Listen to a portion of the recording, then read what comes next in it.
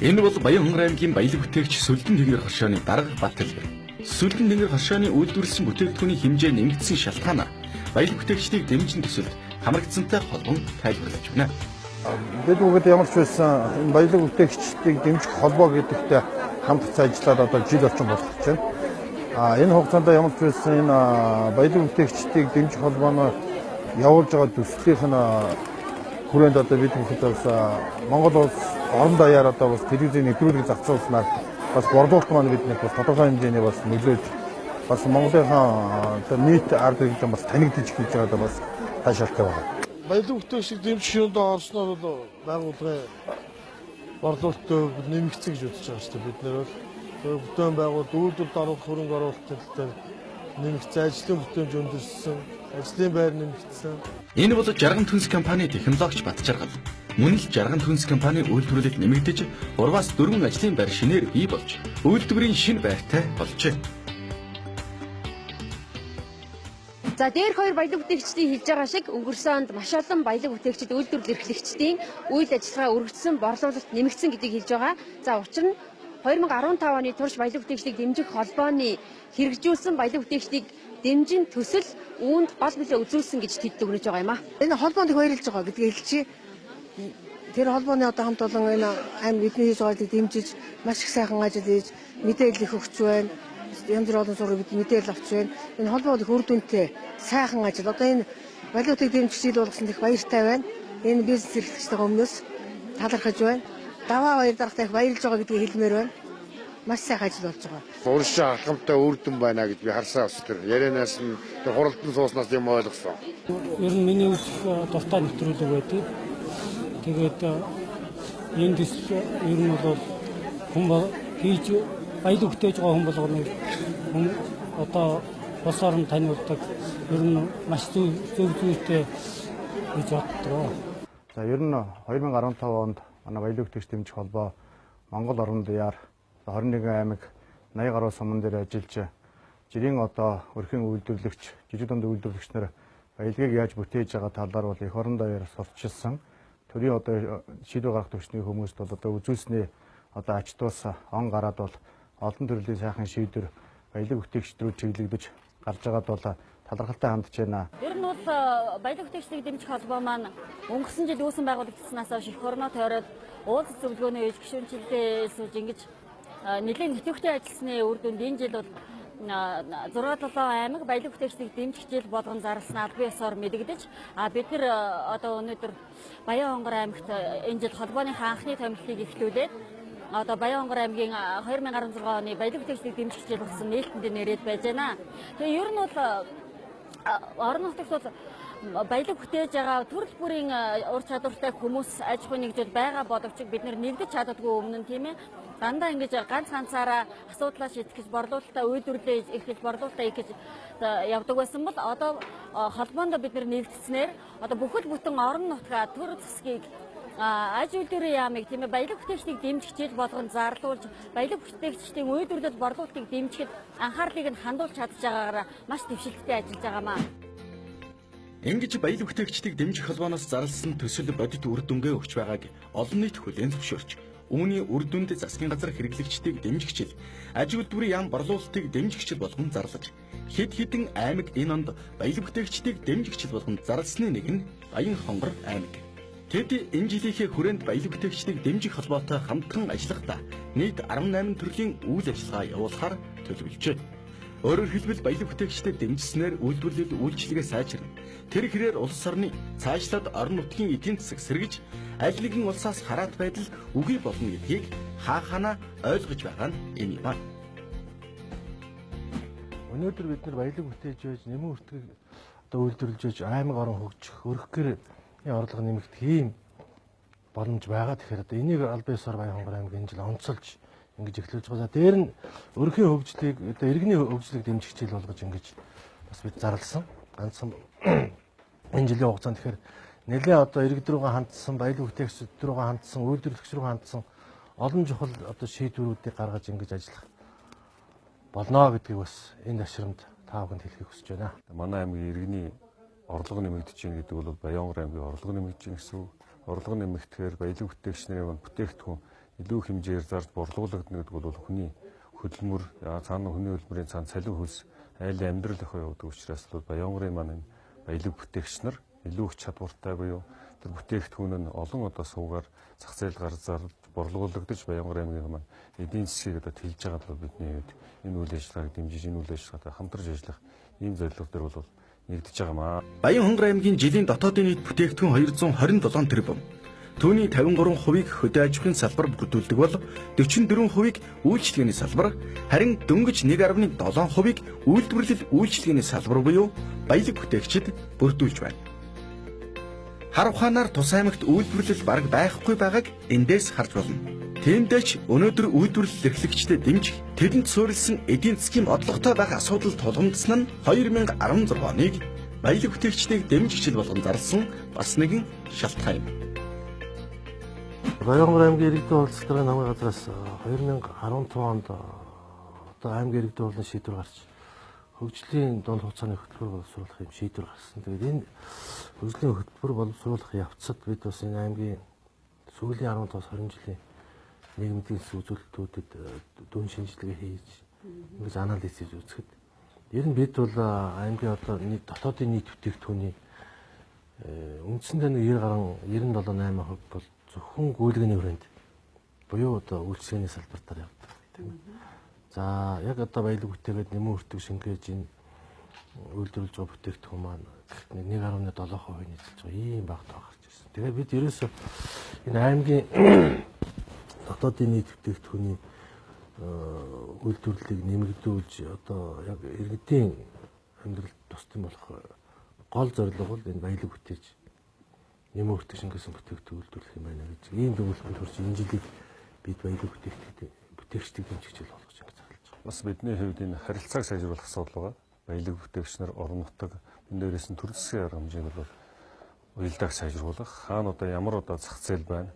Тэр зах зээл бидний одоо үйлдвэрлэж байгаа бараа бүтээгдэхүүн одоо очиж нөхөх, тэр зах зээлийг хангах, түүнээс орлого олох энэ хамтаа ажиллагаа нэгдүгээр хангана. Дээрээс нь манай аймагт үйлдвэрлэж байгаа бараа бүтээгдэхүүнийг л Монгол улсын төдийгүй дэлхийн зах зээлд сурталчлах, борлуулах сувгуудыг нээх ажил бас бидний гол зорилго байгаа. Мөн дээрээс нь Баянгор аймагт үйлдвэрлэж байгаа бараа бүтээгдэхүүнийг техник тоног төхөөрөмжийг одоо бас сайжруулах, илүү одоо бас үйлдвэрлэлийн өртгийг одоо хямд болох, чанаржуулах асуудал чухал байгаа учраас төвшөлтөд техник технологи дээр бас хамтарч ажиллах ийм үйл талхад нэгднэ гэдэг нь бидний бас бодож төлөвлөж байгаа. Борлуулалтыг бол бидний хувьд бас нэлээдгүй том хэмжээгээр бол харж байна. Бидний хувьд ч гэсэн энэ орон нутагт байгаа энэ зах зээлийг бол өөрийн орон нутагт үйлдвэрлэж байгаа бараа бүтээгдэхүүнээр хангахс бол бидний туйлын одоо зорилго бол энэ 3 жил хугацаанд байсан энэ рүү хандсан арга хэмжээнүүдийг ч гэсэн зохион байгуулж ирсэн үе шатаагаар энэ үе шатаа энэ зохион байгуулсан арга хэмжээнүүд үр дүнгээ өгж байгаа гэдгийг бас хэлхийг хүсэж байна. Тэгээ манай баялаг бүтээгч нар борлуулалт хийж байгаа энэ аж ахуй нэгжүүд маань бол өдрөөс өдөрт үйл ажиллагаа нь юу одоо бас цар хүрээнд томорж байгаа нь бидний бас энэ үр дүнгийн бол томоохон бас хэлбэр харагдаж байгаа. Харин энэ жилийн хүрээнд ямар ажил хийхээр төлөвлөж байгаа нь энэ салбарыханд баялаг бүтээгчдэд сонирн байх нь гарцаагүй. Мэдээж дээрх шиг олон томоохон ажлууд хийхээр төлөвлөж байгаа ч хамгийн ихний ажил нь баялаг бүтээгчдийг дэмжих холбооноос зарласан Монголд үйлдвэрлэв миний хэрэглээ уриалгыг дэмжин Баянхонгорт үйлдвэрлэв миний хэрэглээ үзэсгэлэн зохион байгуулсан юм.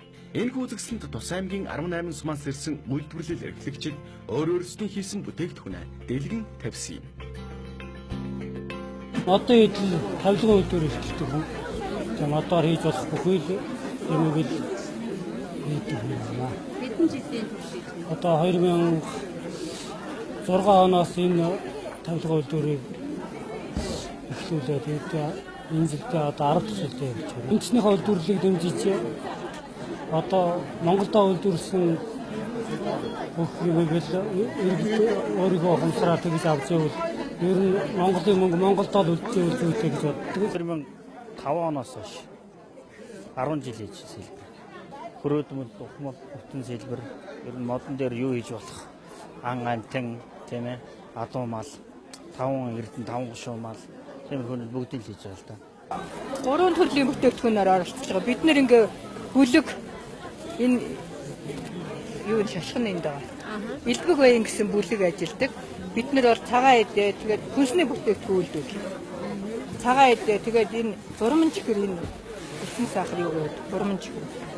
Монгол улсын хэмжээнд Монгол улсад үйлдвэрлэх гэсэн энэ арга хэмжээ. Өнөөдөр Баянхонгорын хувьд бол Баянхонгор аймагт үйлдвэрлэх гэсэн үзэсгэлэн бид уран дөр зохион байгуулж байгаа. Тэгээд цаашдаа ер нь бидний зорилго бол энэ үзэсгэлэн худалдаа цэвэр Баянхонгор аймгийн үйлдвэрлэгчдийн бараа бүтээгдэхүүнээр дүүрдэг. Дээр нь Баянхонгор аймаг тодорхой бүтээгдэхүүнээр өөрийнхөө хэрэгцээг бүрэн хангасан байхын тулд энэ бодлого шийдвэрийг гаргаж энэ үзэсгэлэн жил болгон зохион байгуулдаг.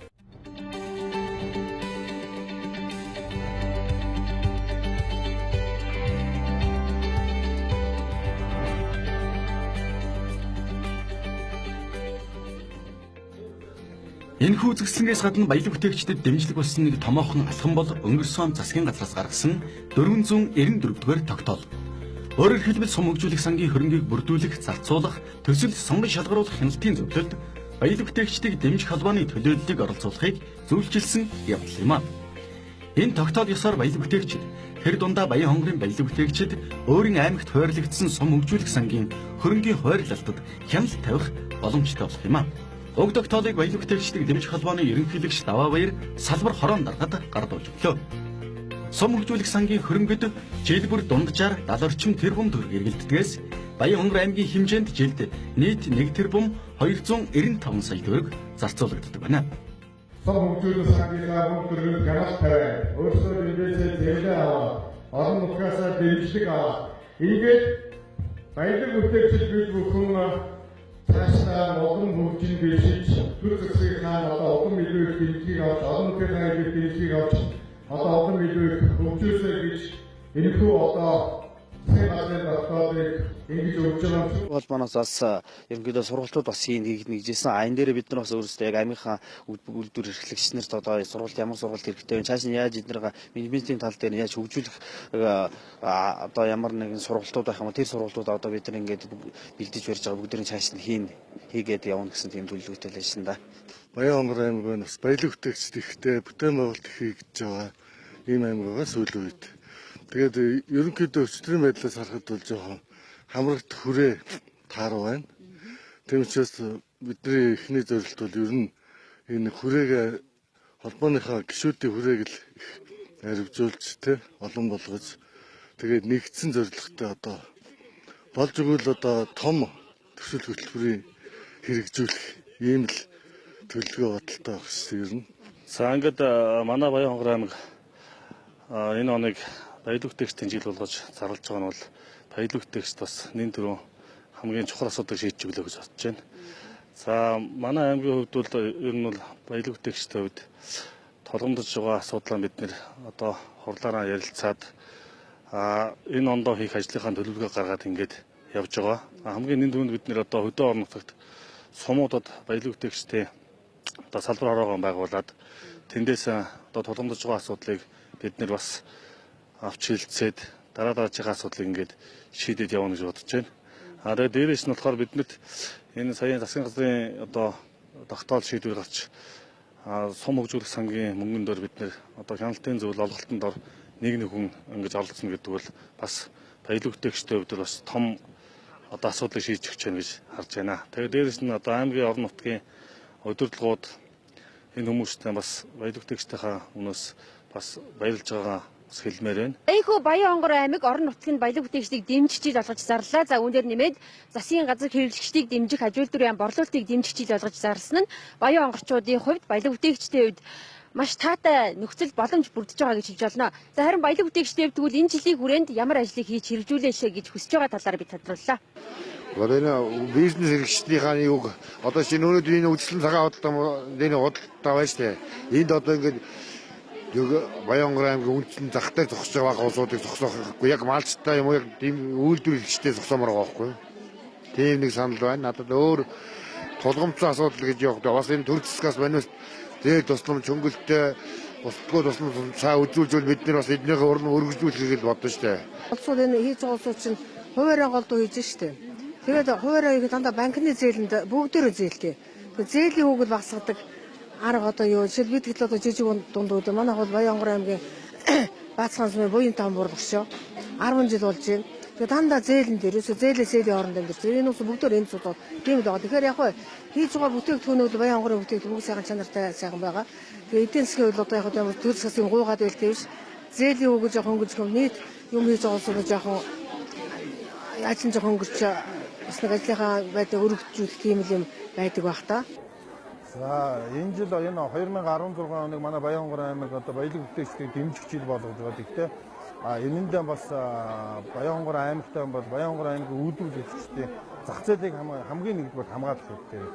Ингэж байж одоо бид бүгд бас аймагтаа бас үйлдвэрлэсэн бүтээгдэхүүн ард иргэдэд бас бүтээмжтэй хөрвөх тийм таатай боломжтой болно даа гэж харж байна. Аймгийн одоо нийт хэрэглээний одоо энэ зах зээл байна өөрийн орон нутагтаа үйлдвэрлэх юмроо нэлээд хандх болоо гэсэн юм ойлголттой байна. Ерөнхийдөө сум дээр бол одоо хийдэг хүмүүс зөндөө байгаа шүү дээ.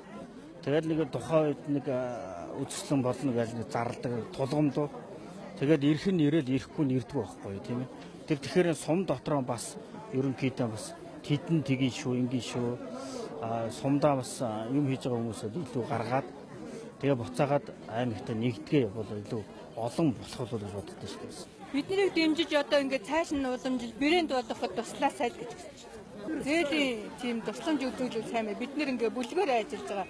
Тусламж зээл бах үүтэй тусламж зээл өгөх юмар бид нэр илүү өрөвдгөө савлгаагаан гой болгоод ингээд ажиллах боломжтой.